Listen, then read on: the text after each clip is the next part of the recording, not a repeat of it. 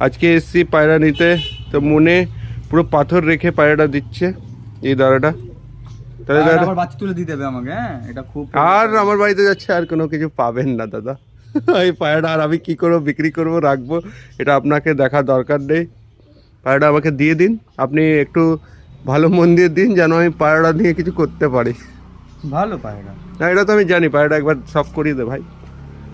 এসব পায়রা কেউ হাতও দেবে না, না এসব পায়রা আমাকে অনেকজন চেয়েছে, আমি দিইনি পায়রা।